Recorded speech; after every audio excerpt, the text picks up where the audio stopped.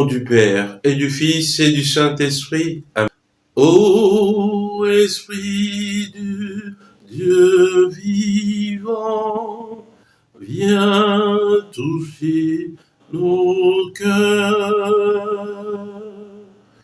Ô Esprit du Dieu vivant, viens toucher nos cœurs. Évangile de Jésus-Christ selon saint Luc. En ce temps-là, Jésus disait, « Malheureuse es-tu Chorazine, malheureuse es-tu Bethsaïde, car si les miracles qui ont eu lieu chez vous avaient eu lieu à Tyr et à Sidon, il y a longtemps que leurs habitants auraient fait pénitence avec le sac et la cendre. D'ailleurs, Tyr et Sidon seront mieux traités que vous lors du jugement.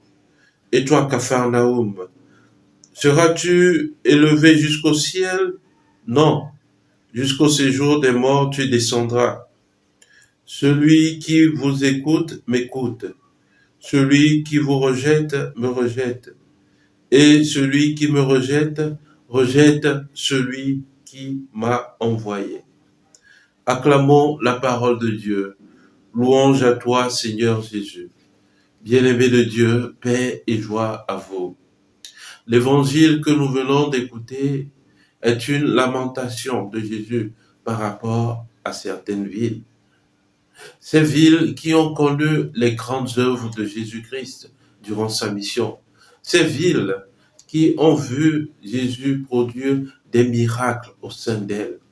Comme il le recommandait à ses disciples hier, quand ils entreraient dans des maisons, qu'ils y mangent, mais surtout qu'ils guérissent les malades.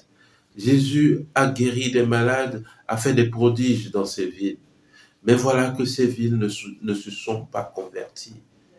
Alors Jésus dit, ah, si les miracles qui ont eu lieu dans ces villes avaient eu lieu dans d'autres villes, il y a longtemps que ces villes se seraient repenties. Bien-aimés de Dieu, ces villes aujourd'hui où Jésus a accompli des miracles et qui n'ont pas tourné leur cœur vers Jésus-Christ, ces villes, ce sont le plus souvent nous. Jésus fait d'innombrables miracles dans nos vies chaque jour. Le plus grand miracle, c'est la vie que nous avons, la vie de Dieu que nous avons en nous.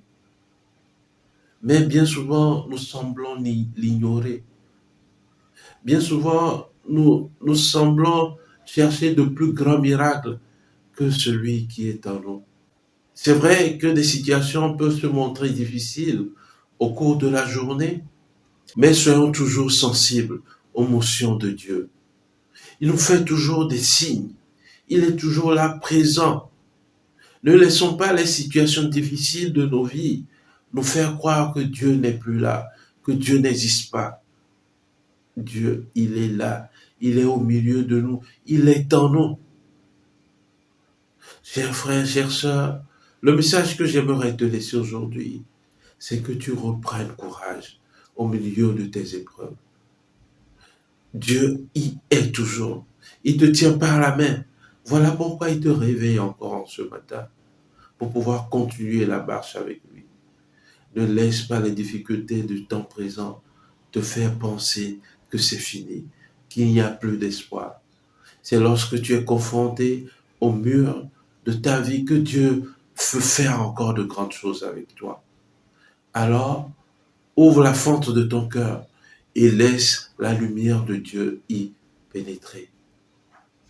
Que cet évangile que tu viens d'écouter ou que nous venons de méditer nous donne une lueur d'espoir, nous remette en confiance si les miracles que Dieu fait avec nous depuis notre bas âge jusqu'à cet instant, depuis notre conception dans le sein de notre mère, jusqu'à ce moment où vous nous écoutez, où vous regardez cette vidéo, si les miracles que Dieu fait ne sont pas grands dans nos vies, alors quel miracle faut-il encore pour que nous croyions en Dieu?